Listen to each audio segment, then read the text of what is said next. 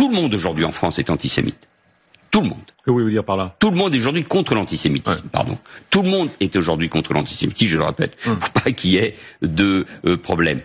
Ces dizaines de milliers, ces centaines de milliers parfois de membres de la société civile israélienne qui se réunissent tous les samedis, des grandes manifestations anti-Benyamin Netanyahou. Discours typiquement antisémite, voilà. Une France antisémite, black, blanc, beurre. Black, blanc, beurre. Ils n'ont qu'un mot d'ordre, c'est que Benyamin Netanyahou est responsable du désordre de ce pays. This is pure anti-Semitism. Qui continue de dire ce message politique. Un homme est au règne de notre pays et il nous a conduit à la faillite. Il doit d'abord partir. Venez, on appelle ça comme ça doit être appelé. C'est de l'antisémitisme et rien d'autre.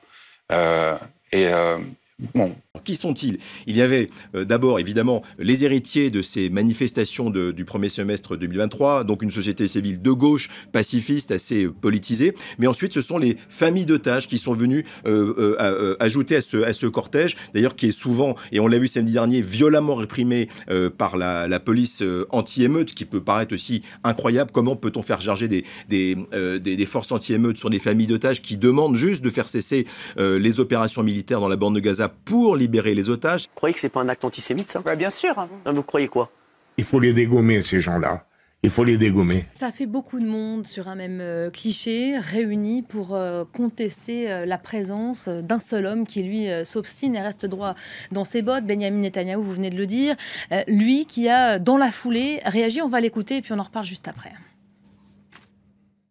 Malgré le coût élevé et faramineux, nous devons nous en tenir aux objectifs de la guerre. Les mecs sont possédés. Ils sont complètement fumés, quoi. C'est Benyamin Netanyahou. C'est pour ça que ces gens, comme des collatéraux de la crise à Gaza, manifestent chaque semaine avec un nombre grandissant dans les rues. Ceux, juifs et non-juifs, qui ne veulent pas pactiser avec l'antisémitisme, doivent revendiquer cette appellation devenue infamante et dire fièrement, face à la haine, nous sommes tous des sionistes. La bande de gangsters, la petite mafia minable. On peut être juif ici, comme nous, entre autres, à l'Union juive française pour la paix, on est laïque, on n'est pas religieux, et on n'est surtout pas sioniste, on est même anti-sioniste.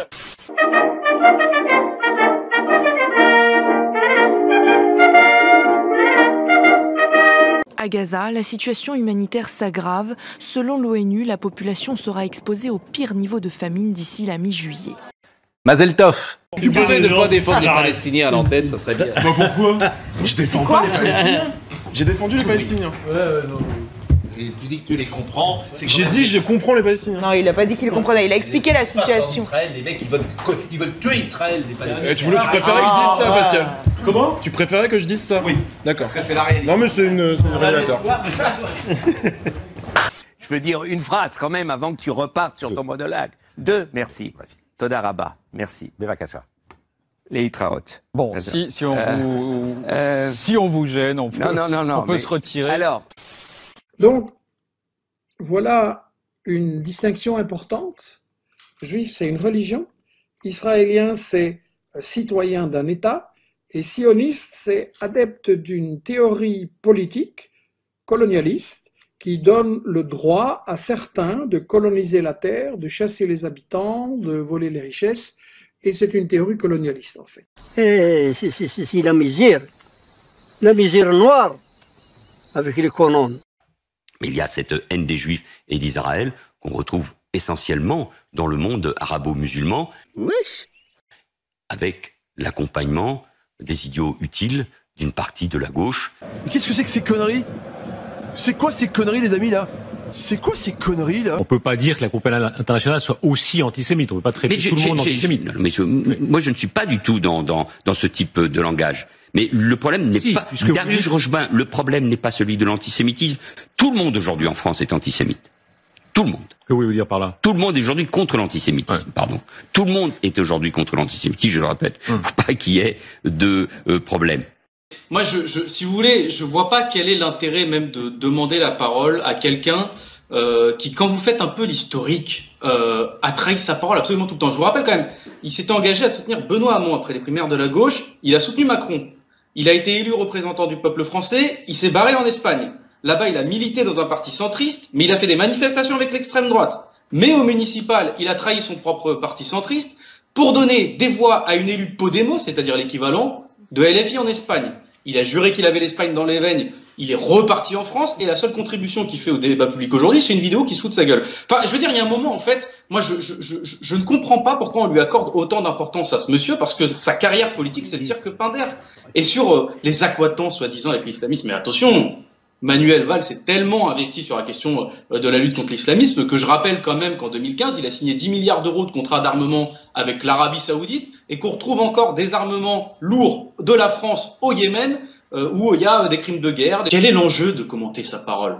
Quel est l'enjeu? Franchement, je vous le demande parce que je vous réponds parce que je vous aime bien, mais franchement. Tout le monde aujourd'hui en France est antisémite. Tout le monde. Que voulez-vous dire par là? Tout le monde est aujourd'hui contre l'antisémitisme, pardon. Tout le monde est aujourd'hui contre l'antisémitisme, je le répète. Faut pas qu'il y ait de problème. C'est quoi ces conneries là? C'est des traites de gauche, des traites de droite. Non mais c'est des gens qui ont trahi à gauche et des gens qui ont trahi à droite. Mais moi je fais partie de la France fâchée contre vous. J'ai voté pour vous, primaire socialiste, je m'en suis jamais cachée. Et puis tout d'un coup, là, l'espagnol devenu français nous dit « Ah ben finalement, désolé, je suis espagnol. » bien. Arriba, andale. Autant je suis très attachée à la double nationalité, à la double culture, ça je veux bien l'entendre. Mais que quelqu'un qui a les plus grandes responsabilités en France viennent nous cracher à la figure, à nous les Français, en nous disant mais finalement, allez, je retourne en Espagne parce que je suis rien d'autre qu'un petit Espagnol et je vais me présenter à la mairie de Barcelone. J'ai été profondément choquée par ce retournement de veste. C'est des guignols. On ne croit plus à rien. Moi, je crois plus à rien. Ils sont là uniquement pour la place, pour couper les rubans, les conneries comme ça, puis c'est tout. Voilà.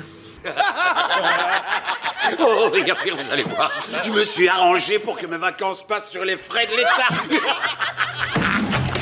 La loyauté est un principe. J'ai été loyal toujours dans ma vie politique. Que répondez-vous à ceux qui vous dépeignent, Manuel Valls, en opportuniste en chef, candidat à tout, avec tous, pourvu qu'il y ait un poste à la clé? Vous l'entendez, cela? Non, je ne l'entends pas, c'est pas vrai. Vous pourriez travailler avec Emmanuel Macron? Mais moi, je peux travailler avec Emmanuel Macron ou Valérie Pécresse. Je débat avec plaisir avec Éric Zemmour. Tu pousses le bouchon un peu trop loin, Maurice. Je crois que c'est un très mauvais coup pour la politique et d'ailleurs pour Manuel Valls lui-même, parce que je ne sais pas comment il peut se regarder dans la glace. Moi, en général, quand je prends des engagements, et je crois que ça doit être l'honneur de l'éthique politique, on prend des engagements devant les Français, on les tient. En 2017, après sa défaite à la primaire socialiste, il est élu député d'Évry. Je veux rester utile bien sûr au président de la République, et je veux dans cette circonscription rassembler. Nous avons besoin de rassembler tous les citoyens. Et pour être utile et rassembler tous les citoyens d'Évry, un an plus tard, il s'en va. J'en ai pleuré. Je veux être le prochain maire de Barcelone. Si vous échouez à Barcelone, vous arrêtez la politique? Ah oui, sans doute. De toute façon, oui. C'est un choix de vie. Donc on comprend que votre avenir, il va s'écrire désormais en Espagne et plus du tout en France. Oui, je crois. Je suis conseiller municipal à Barcelone. Ça suffit? Il n'y a pas de prochaine étape? Non, moi je veux être utile là-bas. Utile à Barcelone, mais là aussi l'aventure tourne court et à la télé catalane on se moque de lui avec cette magnifique parodie musicale. Moi je m'appelle Manuel Valls. Et oui, à Barcelone aussi, on lui reproche son opportunisme. Résultat, retour à Paris, retour sur les plateaux, notamment dans les fortes têtes sur RMC. Et depuis quelques mois, Manuel Valls fait subtilement savoir qu'il est dispo. Mon expérience d'ancien Premier ministre peut servir gouverner de nouveau. Je suis fait pour ça, j'aime ça. Mais moi, je peux travailler avec Emmanuel Macron ou Valérie Pécresse. Mais Xavier Bertrand a un vrai talent, il comprend aussi ce qui se passe dans le pays. Voilà, c'est ce qu'on appelle ne pas mettre tous ses œufs dans le même panier. Et attention, ultime rebondissement, que disait-il il y a à peine 2 mois au sujet des législatives? Je suis plus maire, je ne suis plus député, et je ne pense pas que je le redeviendrai. Vous ne serez pas candidat en juin aux législatives? Je ne crois pas. Bon, faut jamais dire jamais. En même temps, il y a une forme de cohérence dans cette candidature, puisqu'il serait candidat dans la 5e circonscription des Français de l'étranger, qui couvre notamment l'Espagne et le Portugal. Il serait en quelque sorte entre Paris et Barcelone. On peut encore dire que c'est la faute des Arabes. Mais il y a cette haine des Juifs et d'Israël qu'on retrouve essentiellement dans le monde arabo-musulman. Bien sûr, vous avez raison, c'est de ma faute. Tout est de ma faute. Les traîtres seront-ils démasqués? Allez. Dis donc, Christophe Persson, moins raide. Alors, je vais faire une petite inspection, je crois, chez Cyril Hanouna, là. Moi, je suis un ardent défenseur de l'Israël sioniste, c'est-à-dire démocrate et laïque, parce que le sionisme, c'est ça. Ne restez pas les otages de ces salopards qui vous manipulent depuis 15 ans. J'en ai pleuré.